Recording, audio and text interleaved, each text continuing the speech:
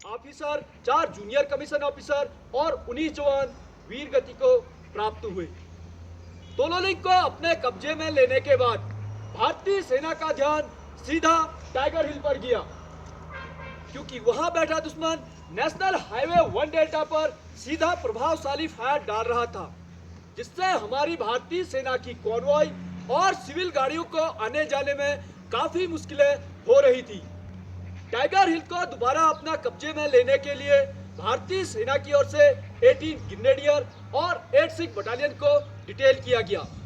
दोनों ही बटालियनों ने अच्छी प्लानिंग और तालमेल के साथ 2 जुलाई से लेकर 11 जुलाई 1999 तक चले संघर्षपूर्ण युद्ध के दौरान दुश्मन पर तीनों दिशाओं से हमला किया, दुश्मन को मुंहतोड़ जवाब दिया और दोबारा टाइगर हिल पर तिरंगे को फहराया।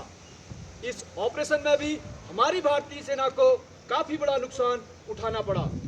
इस ऑपरेशन में भारतीय सेना के 2 ऑफिसर, 4 जूनियर कमीशन ऑफिसर और 30 जवान वीर गति को प्राप्त हुए। इसी ऑपरेशन के दौरान 18 ग्रेनेडियर बटालियन के ग्रेनेडियर योगेंद्र सिंह यादव को उनकी महान बहादुरी और अदम्य साहस को देखते हुए उन्हें परमवीर चक्र से सम्मानित किया गया। साथ ही उन्हीं के party commander lieutenant Balwan Singh को उनके कुशल नेतृत्व और शौर्य के लिए महावीर चक्र से सम्मानित किया गया। पॉइंट 4875 को हम बत्रा टॉप के नाम से भी जानते हैं। कैप्टन विक्रम बत्रा की बहादुरी को देखते हुए पॉइंट 4875 को कैप्चर करने की जिम्मेवारी उन्हीं की battalion 13 Jammu and Kashmir rifle को दी गई। इसके दूसरे फीचर पिंपल 1, पिंपल 2, वेलबैक को कैप्चर करने की जिम्मेवारी 17 जाट बटालियन को दी गई। ट्विन बम को कैप्चर करने की जिम्मेवारी सेकंड नागा बटालियन को दी गई। तीनों ही बटालियनों ने अच्छी प्लानिंग और तालमेल के साथ 4 जुलाई से लेकर 7 जुलाई 1999 तक चले संघर्षपूर्ण युद्ध के दौरान दुश्मन पर अलग अलग दिशाओं से हमला किया, दुश्मन को मुंहतोड़ जवाब दिया और दोबारा इन तीनों पोस्टों पर अपना कब्जा किया। इस ऑपरेशन में भी हमारी भारतीय सेना को काफी बड़ा नुकसान उठाना पड़ा। इस ऑपरेशन में भारतीय सेना के 3 ऑफिसर और 27 जवान वीर गति को प्राप्त हुए।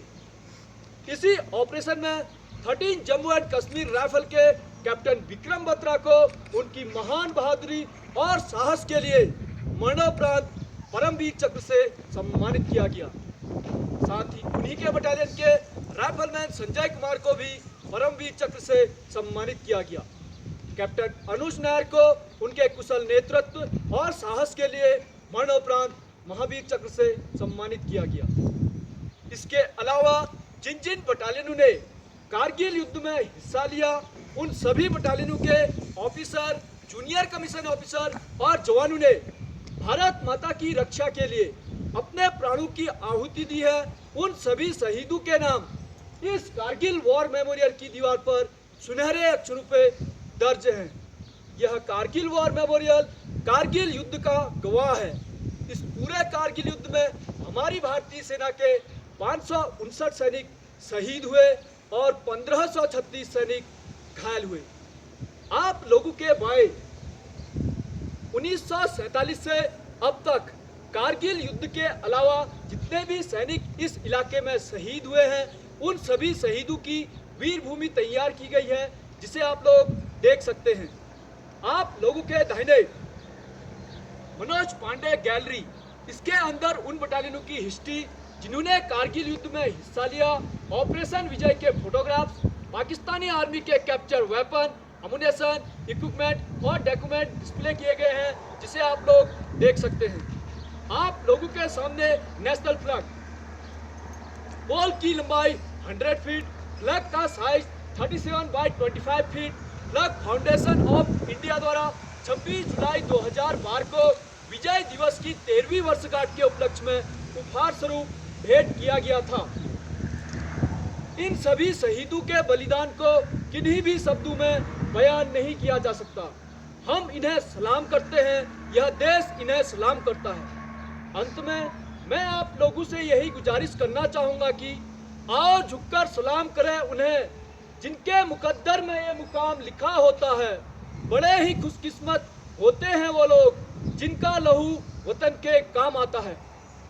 जय हिंद। जय हिंद।